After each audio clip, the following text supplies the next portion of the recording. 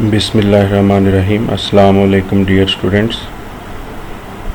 हमने पोएम पढ़ी थी सॉलिटरी रीपर। आज हम उसकी एक्सरसाइज जो है उसमें क्वेश्चन आंसर जो है उनको डिस्कस करेंगे। तो the first question is by the use of certain words in the first verse the poet conveys a sense of solitude which are these words.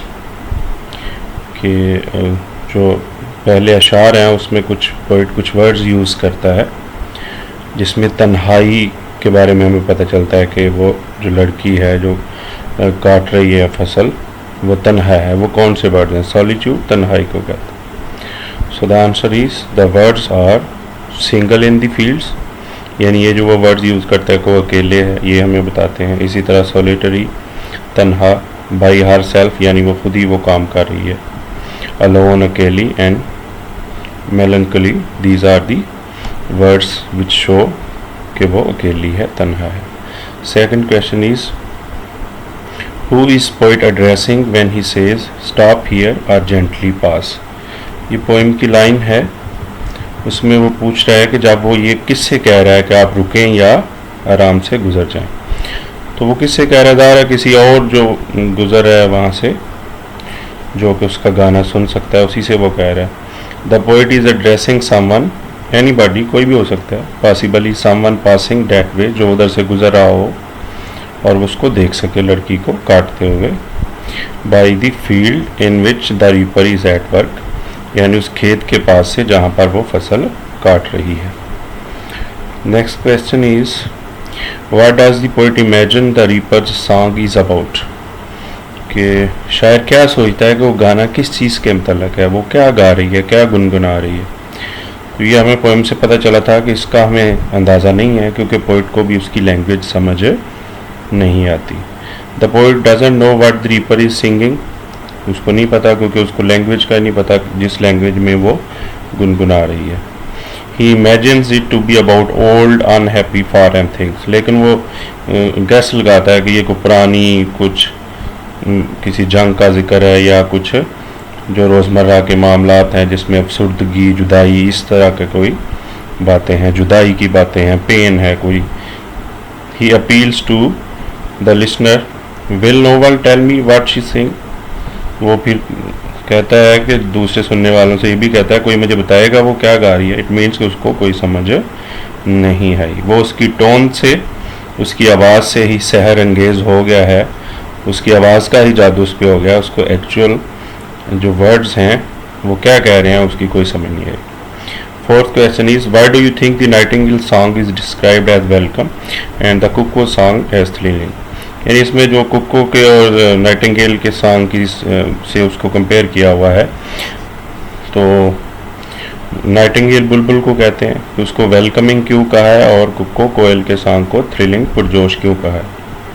The nightingale's note is welcome as it tells travelers of rest and shade ahead. ये welcome इसलिए कह रहा होता है बुलबुल का जो चहचहाना है क्योंकि उससे हमें पता चलता है कि आगे कहीं ना कहीं साया है और रेस्ट करने की जगह है, क्योंकि बुलबुल अक्सर ऐसे दरख्तों पे बैठती हैं जहाँ नीचे साया होता है या फिर घनी छाँव होती है। The cuckoo's song usually tells us that winter is over and that spring is head. और अक्सर आपने देखा होगा कि कोयल जो है वो तभी बोलती हैं हमारे इधर भी जब मौसम सरमा ख़त्म हो जाता है और बाहर आ जाती है, तो इसलिए वो थ्रिलिंग होती है, पुरजोश होती है आवाज़। नेक्स्ट जो है वो है how do we know that the reaper's song is not a joyous one. वो कोई खुशी का गीत नहीं है, ये हमें कैसे पता चलता है, किन अल्फाज से। We know that reaper's song is not happy one from the words like melancholy यानी अफसुर्दगी, प्लेनेटिव सैड, ओल्ड पुराना, अनहैप्पी, फार ऑफ थिंग्स पुरानी यादों का, बैटल्स कोई जंगों का, नेचुरल सारो किसी कोई परेशानी का, कुदरती लॉस और पेन। ये सारे वर्ड्स हमें बताते हैं कि वो कोई खुशी का गीत नहीं था।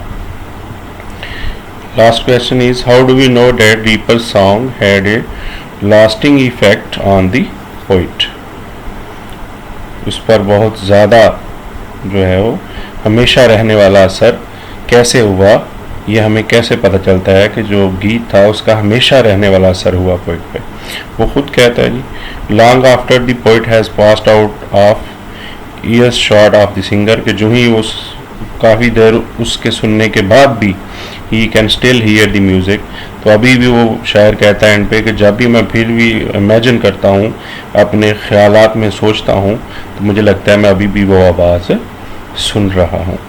तो इससे पता चलता है कि पोइट जो है वो उस पर एक लॉन्ग लास्टिंग इफ़ेक्ट हुआ है, उसकी आवाज़ जो है वो उसके जो है वो दिल में और दिमाग में हमेशा के लिए महफूज हो गई है। सो बेटा ये क्वेश्चन आंसर्स हैं, आपने इनको लर्न करना है। होपफुली आप इनको अपने वर्ड्स में लर्न करके लिखें, अच्छी बात ये है। अगर नहीं तो आप यही लर्न करें, इनको लिखें, होमवर्क करें। इनका जो है वो PDF फॉर्म में मैंने आपके वो अपलोड कर दिया, आप उधर से डाउनलोड करके प्रिंट भी निकाल सकते हैं अगर आपको स्क्रीन से पढ़ने में इशू है। तो आई होप कि आप इसको लर्न करेंगे। थैंक यू, टेक केयर, अल्लाह हाफिज़।